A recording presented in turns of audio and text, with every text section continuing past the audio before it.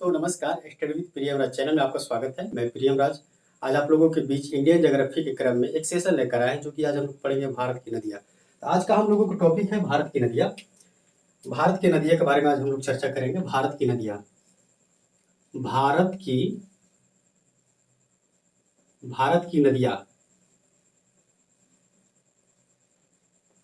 भारत की नदियाँ, भारत की नदियाँ के बारे में हम लोग अध्ययन करेंगे। आइए देखते हैं भारत की नदियाँ। भारत को नदी को पढ़ने के लिए हम लोग सुविधा के अनुसार से इसे मुख्य रूप से दो कैटेगरी में डिवाइड करते हैं। कौन कौन सा कैटेगरी है उसको हम लोग देखते हैं एक मैप के जरिए। देखिए, ये हमारा इंडिया हो गया, ये हमारा गुजरात वाला क्षेत्र, दक्षिण भारत वाला क्षेत्र, ये हमारा उत्तरोत्तर वाला क्षेत्र, जम्मू कश्मीर वाला क्षेत्र हो गया। उसके बाद हिमाचल प्रदेश वाला क्षेत्र आया, हिमाचल प्रदेश वाला, सिक्किम वाला क्षेत्र आया, पूर्वोत्तर भारत बनाया मैंने। ये हमने क्या बनाया? भारत बना दिया। ये हमने क्या बनाया? भारत बनाया। भारत के उत्तरी क्षेत्र में यहाँ पर क्या पड़ता है? हिमालय की श्रेणियां पड़ती है। यहाँ पर कुछ श्रेणियां हैं, जैसे हिमालय वाला चैप्टर में जब हम लोग पढ़ेंगे तो उसको पढ़ेंगे कौन कौन सा श्रेणियां हिमालय की है, उसमें देखेंगे। यहाँ पर है जैसे काराकोरम श्रेणी, लद्दाख श्रेणी, जास्कर श्रेणी। ऊपर ट्रांस हिमालय की तीनों श्रेणियां हैं। उसके बाद महान हिमालय, यहाँ से यहाँ तक पूर्वोत्तर भारत तक विस्तृत है। लघु हिमालय, इसी के साथ साथ शिवालिक हिमालय भी विस्तृत है। यहाँ से शिवालिक हिमालय विस्तृत है। ये हिमालय की क्या है? श्रेणियां है, जो कि हिमालय के भाग है। उसके बाद बीच में क्या है? बीच में मैदानी भाग यहाँ से विस्तृत हो जाता है। यहाँ से क्या है? बीच में मैदानी भाग विस्तृत हो जाता है। बीच में क्या है? मैदानी भाग यहाँ से विस्तृत हो जाता है। ऊपर हिमालय की भाग है। तो यहाँ से कुछ नदियां, जैसे यहाँ से एक नदी निकलती है सिंधु नदी, जो कि तिब्बत चाइना से निकल करके यहाँ पर पाकिस्तान वाले क्षेत्र में आती है। उसके बाद दूसरी सबसे नदी यहाँ से उत्तराखंड से निकल करके एक नदी है जिसका नाम है गंगा, जो कि उत्तराखंड, उत्तर प्रदेश, बिहार, झारखंड और वेस्ट बंगाल के रास्ते होते हुए यहाँ पर आती है, बंगाल की खाड़ी में आती है। उसके बाद यहाँ से तिब्बत से ही एक नदी निकलती है, जो कि हिमालय की सबसे बड़ी नदी है, जिसका नाम है ब्रह्मपुत्र नदी। ये अरुणाचल प्रदेश के रास्ते होते हुए, असम के रास्ते होते हुए ये भी नदी बंगाल की खाड़ी यानी बांग्लादेश में आकर के क्या होती है? गिरती है। तो हिमालय की नदियां मुख्य रूप से हम लोग तीन नदियों के बारे में चर्चा किया, जो कि प्रमुख नदी है हिमालय की नदियां। हम लोग पहला कैटेगरी में इसे डिवाइड किया, हिमालय की नदियां। हिमालय की नदियां कौन सा नदियां? हिमालय की नदियां, हिमालय की नदियां, हिमालय की नदियां। हिमालय की नदियां में हम लोग मुख्य रूप से तीन नदियों के बारे में देखा। सबसे बड़ी बड़ी जो नदियां है, पहला का नाम हमने देखा, इसे तीन कैटेगरी में डिवाइड हम लोगों ने किया, तीन कैटेगरी में इसे डिवाइड किया। पहला हम लोग देखा सिंधु नदी। कौन सा नदी? सिंधु नदी। उसके बाद दूसरा नदी है गंगा नदी। कौन नदी है? गंगा नदी। तीसरा नदी है ब्रह्मपुत्र नदी, ब्रह्मपुत्र नदी। तीसरा नदी मुख्य रूप से है जिसका नाम है ब्रह्मपुत्र नदी। तो हिमालय की नदियां मुख्य रूप से तीन सबसे बड़ी नदी निकल कर आती है, सिंधु नदी, गंगा नदी और तीसरा नंबर है जो कि ब्रह्मपुत्र नदी। उसके बाद यहाँ पर पड़ता है बंगाल की खाड़ी। आप लोगों को पता होगा क्या है? बंगाल की खाड़ी, बंगाल की खाड़ी पड़ता है, मैंने लेक्चर में बताया था, आप लोग को शायद ध्यान होगा। उसके बाद इधर पड़ता है अरब सागर। कौन सा सागर? अरब सागर पड़ता है, अरब सागर। कुछ नदियां क्या करती है, जो कि पूर्वोत्तर यहाँ हिमालय होता है, इधर पूर्वोत्तर हिमालय, इधर पश्चिमोत्तर हिमालय, जो कि हम लोग हिमालय की श्रेणी में पूरी तरह से पढ़ेंगे। कौन कौन से हिमालय कहाँ है कहाँ नहीं है, वो अलग टॉपिक है, तो उसके बारे में हम लोग ज्यादा डिटेल चर्चा नहीं करेंगे, इसमें देखेंगे। कुछ नदियां यहाँ से निकल के, पश्चिमी भाग से निकल करके कुछ नदियां पूर्वी भाग में जाती है। यहाँ से कुछ नदियां जैसे गोदावरी नदी निकल कर आती है, बंगाल की खाड़ी में गिरती है। कृष्णा हो गया, कावेरी हो गया, महानदी हो गया, दामोदर हो गया, कुछ बहुत सारी नदियां हैं जो उसमें चर्चा करेंगे।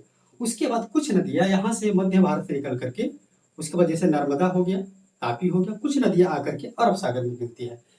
तो इसे बोलते हैं प्रायद्वीपीय भारत की नदियां। सेकेंड कैटेगरी हम लोग डिवाइड किए, प्रायद्वीपीय, प्रायद्वीपीय, प्रायद्वीपीय भारत की नदियां, भारत की नदियां, भारत की नदियां। इसमें प्रायद्वीपीय भारत की नदियां में बहुत सारी नदियां मैंने बताया, गोदावरी, कृष्णा, कावेरी, उसके बाद दामोदर, उसके बाद तापी नदी। तो हिमालय के नदियां, भारत की नदियां को मुख्य रूप से हम लोगों ने दो कैटेगरी में डिवाइड किया, एक हिमालय की नदियां, एक प्रायद्वीपीय भारत की नदियां। तो आज हम लोग हिमालय की नदियां के बारे में देखेंगे। हिमालय की नदियां में मुख्य रूप से एक नदी आती है जिसका नाम है सिंधु नदी, इसी के बारे में हम लोग चर्चा करेंगे। एक सेकेंड में मैं इसे क्लीन करके सिंधु नदी के बारे में देखते हैं। इसे मैं थोड़ा क्लीन कर देता हूँ फटाक से, उसके बाद सिंधु नदी के बारे में हम लोग देखते हैं। सिंधु नदी के बारे में देखते हैं। सिंधु नदी, आइए सिंधु नदी की देखते हैं। सिंधु नदी देखते हैं। सिंधु नदी जो कि भारत की हिमालय की एक सबसे बड़ी नदी है, उसको देखते हैं सिंधु नदी। सिंधु नदी, हम लोग आज का टॉपिक है सिंधु नदी के बारे में पढ़ेंगे। सिंधु नदी एक नदी है जिसका नाम है सिंधु नदी। सिंधु नदी, सिंधु नदी, सिंधु नदी। इसे पूरी तरह से हम लोग मैप के जरिए पढ़ने की कोशिश करेंगे, कोई भी चीज रटने की कोशिश नहीं करेंगे। आप लोग पूरी तरह से ध्यान बनाए रखिएगा और अंत तक, वीडियो तक बने रहिएगा।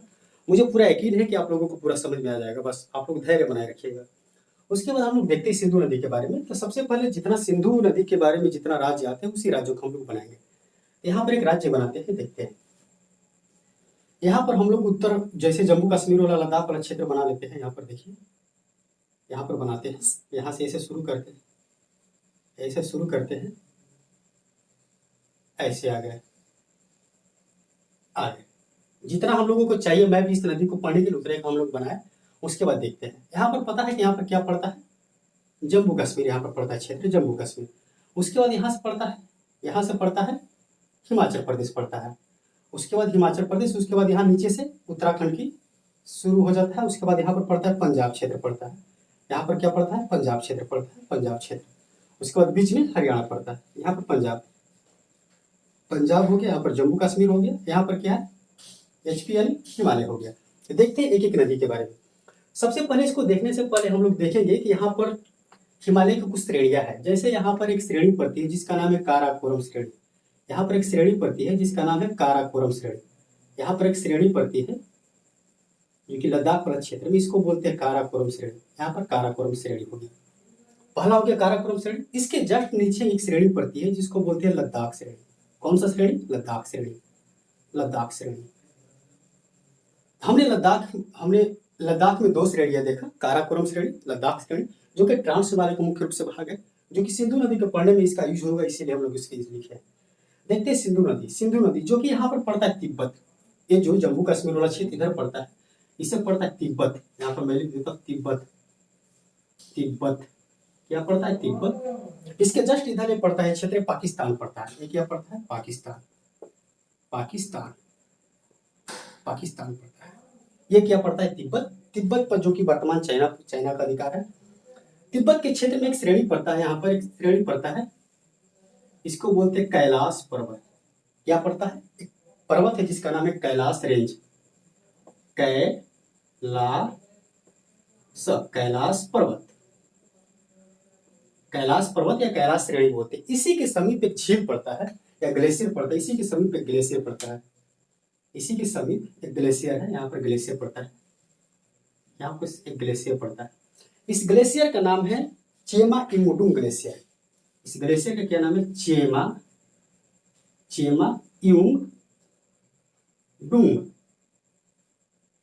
इमुडुंग ग्लेशियर, ग्लेशियर।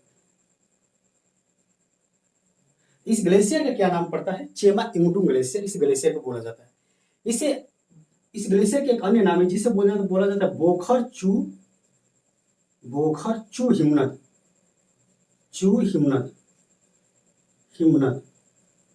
बोखर चू हिमनद, इसी का नाम है। चेमा इमुडुंग ग्लेशियर को तिब्बत में बोखर चू हिमनद ग्लेशियर के नाम से भी जाना जाता है, जो कि कैलाश पर्वत के समीप पड़ता है, चेमा इमुडुंग ग्लेशियर। यहीं से सिंधु नदी का क्या होता है, निकलना शुरू होता है। सिंधु नदी यहाँ से निकलती है, सिंधु नदी क्या होती है, यहाँ से निकलती है और लद्दाख में आती है। कहाँ पर आती है, लद्दाख। लद्दाख में एक जगह पड़ता है जो कि लद्दाख में प्रवेश करती है, लद्दाख में जो कि प्रवेश करती है, और लद्दाख में प्रवेश करते हुए यहाँ पर लद्दाख में प्रवेश करती है। लद्दाख में प्रवेश करके उसके बाद लद्दाख की पूरी सीमा पार करते हुए ऐसे करके यहाँ पर आती है, लद्दाख की सीमा से ये क्या करती है, पाकिस्तान के क्षेत्र में आ जाती है, जो कि भारत से यहाँ पर लद्दाख क्षेत्र पड़ता है। लद्दाख से जो कि अंतिम इसका सीमा होता है, यहाँ पर एक जगह पड़ता है चिल्लामू, चिल्लाम बोलते हैं। चिल्लाम नामक स्थान से क्या करती है, सिंधु नदी पाकिस्तान में प्रवेश कर जाती है, पाकिस्तान में प्रवेश करती है। यहाँ पर पड़ता है जो कि सिंधु नदी भारत में प्रवेश करती है या लद्दाख में पड़ती है, इसका नाम पड़ता है दमचौक, कौन चौक, दमचौक। तो सिंधु नदी सबसे पहले भारत में प्रवेश करती है दमचौक नामक स्थान से। उसके बाद सिंधु नदी भारत को छोड़ करके चिल्लामू नामक स्थान से पाकिस्तान में प्रवेश कर जाती है। तो मैंने सिंधु नदी के बारे में देखा, जो कि पाकिस्तान में सिंधु नदी आ गई। इस नदी का नाम है सिंधु, यहाँ पे मैं लिख लेता हूँ सिंधु। इस नदी का क्या नाम है? सिंधु नदी। हमने सिंधु नदी के बारे में देखा। उसके बाद यहाँ पर एक ग्लेशियर पड़ता है। यहाँ पर क्या पड़ता है? ग्लेशियर पड़ता है। यहाँ पर एक ग्लेशियर पड़ता है। इस ग्लेशियर का नाम है रेमू ग्लेशियर। यहाँ पर मैं लिख लेता हूँ Remo glacier, Remo glacier, glacier. इस ग्लेशियर का नाम पड़ता है रेमू ग्लेशियर। रेमू ग्लेशियर से एक नदी निकलती है जिसका नाम है श्योक नदी। यहाँ से एक नदी निकलती है जिसका नाम है श्योक नदी, और इस तरह से घूमते हुए इसको मैं थोड़ा दूसरे पेन से बनाता हूँ ताकि आप लोगों को दिखाई दे पूरी तरह से। यहाँ से रेमू ग्लेशियर से एक नदी निकलती है जिसका नाम है श्योक नदी, और यहाँ से एक नदी निकलती है श्योक नदी। निकलते हुए ये क्या करते हैं कि लद्दाख श्रेणी को कट करके सिंधु नदी में मिल जाती है। देखिए यहाँ पर सिंधु नदी को मिल गई, सिंधु नदी में। कौन सी नदी है? इसका नाम है श्योक नदी, श्योक नदी, श्योक नदी। इस नदी का नाम है श्योक नदी, जो कि रेमू ग्लेशियर से निकलती है और एक काराकोरम श्रेणी को होते हुए लद्दाख श्रेणी को कट करके सिंधु नदी में क्या करती है? मिल जाती है। उसके बाद श्योक नदी की एक सहायक नदी है जिसका नाम है गलवान। यहां से एक नदी इसका सहायक मिल जाती है, इस नदी का नाम है गलवान। इसका डायरेक्शन आप लोग देख लीजिए, गलवान, गलवान, गलवान। गलवान किसकी सहायक नदी है? गलवान जो कि श्योक नदी के सहायक है। श्योक नदी आकर के फाइनली रूप से सिंधु नदी में आकर के मिल जाती है। उसके बाद हम लोग देखेंगे कि यहाँ पर काराकोरम रेंज के समीप से एक नदी निकलती है जिसका नाम है गिलगिट। यहाँ से काराकोरम रेंज से एक नदी निकलती है जिसका नाम है गिलगिट, और यहाँ से आकर के यहाँ सिंधु नदी में मिल जाती है। इस नदी का नाम है गिलगिट, गिलगिट, गिलगिट। यहाँ पर ट है, आप लोग थोड़ा ध्यान दीजिएगा। गिलगिट, गिलगिट नदी जो कि क्या करती है? सिंधु नदी में आकर के मिल जाती है। उसके बाद जम्मू कश्मीर के उसके बाद लद्दाख का राजधानी लेह पड़ता है। लद्दाख का राजधानी क्या पड़ता है? लेह।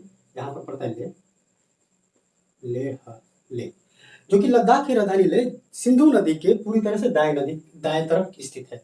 सिंधु नदी जिस तरीका से प्रवाहित हो रही है उसी डायरेक्शन में आप लोग माउथ करके खड़ा हो जाएगा। उसके बाद देखिएगा इस तरीका से है।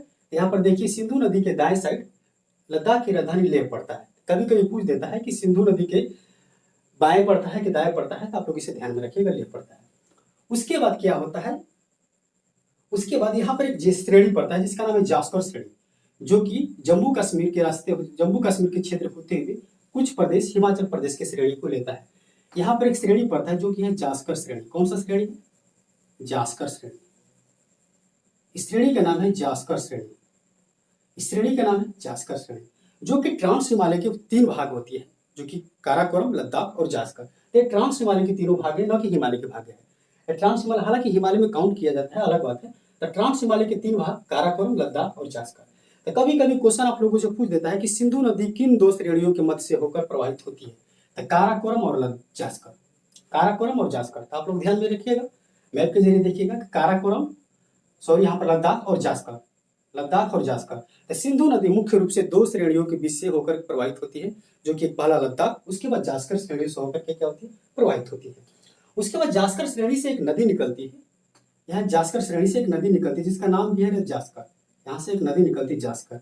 इस नदी का भी नाम रहता है जास्कर, जो कि जास्कर नदी जाकर के सिंधु नदी में मिल जाती है। इसका मैं लिख देता हूँ यहाँ पर जास्कर, जास्कर, जास्कर, जो कि जास्कर नदी जास्कर श्रेणी से निकलती है और जाकर के सिंधु नदी में पूर्णतः मिल जाती है, जास्कर नदी। उसके बाद हम लोग देखेंगे सिंधु नदी की अन्य सहायक नदियां। यहाँ पर देखिए जब पड़ता है जम्मू कश्मीर, जम्मू कश्मीर के समीप बेरीनाग के समीप एक झील पड़ता है जिसका नाम है शेषनाग झील। यहाँ पर बेरीनाग पड़ता है, बेरीनाग, बेरीनाग यहाँ पर पड़ता है बेरीनाग, बेरीनाग, बेरीनाग, बेरीनाग, बेरीनाग के समीप एक झील पड़ता है जिसका नाम है शेषनाग झील, शेषनाग, शेषनाग पड़ता है। शेषनाग के समीप से एक नदी निकलती है जिसका नाम है झेलम नदी। यहाँ से एक नदी निकलती है जिसका नाम है झेलम नदी। मैं यहाँ से निकाल रहा हूँ झेलम नदी, झेलम नदी, जो कि जम्मू कश्मीर को सीमा बॉर्डर बनाते हुए और पाकिस्तान का बॉर्डर बनाते हुए ये नदी मुख्य रूप से इसे सीमा को बहते हुए उसके बाद ये नदी आकर के यहाँ पर मिल जाएगी। ये कौन सा नदी है? झेलम नदी। इस नदी का नाम है झेलम नदी, झेलम, झेलम नदी। झेलम नदी कहाँ से निकली? जम्मू कश्मीर के बेरीनाग के समीप से शेषनाग झील से निकलती है कौन सा, झेलम नदी, जो कि जम्मू कश्मीर और पाकिस्तान के बॉर्डर सीमा बनाते हुए ये नदी सिंधु में आकर के मिल जाएगी। हालांकि सिंधु में नहीं मिलती है, ये मिलेगी चेनाब में। मैं चेनाब को कुछ समय के बाद लेकर आऊंगा। जो झेलम नदी निकलती है यहाँ से एक झील बनाती है जो कि बुलर झील, यहाँ पर जो कि शेषनाग के समीप से निकलती है एक झील बनाती है जिसका नाम है बुलर झील। बुलर झील झेलम नदी के किनारे ही स्थित है। आप लोग यहाँ पर ध्यान दीजिएगा, यहाँ पर पड़ता है झेलम बुलर झील, यहाँ पर पड़ता है बुलर झील। कौन सा झील, बुलर झील, बुलर झील। बुलर झील पूछ देगा कि किस नदी के किनारे स्थित है, तो झेलम नदी के किनारे है। और जम्मू कश्मीर की जो राजधानी जिसका नाम है जम्मू या श्रीनगर, जम्मू कश्मीर की राजधानी क्या है, श्रीनगर, जो कि श्रीनगर इसी के किनारे शहर बसा हुआ है। यहाँ पर लिख रहा हूँ श्रीनगर, श्रीनगर, श्रीनगर।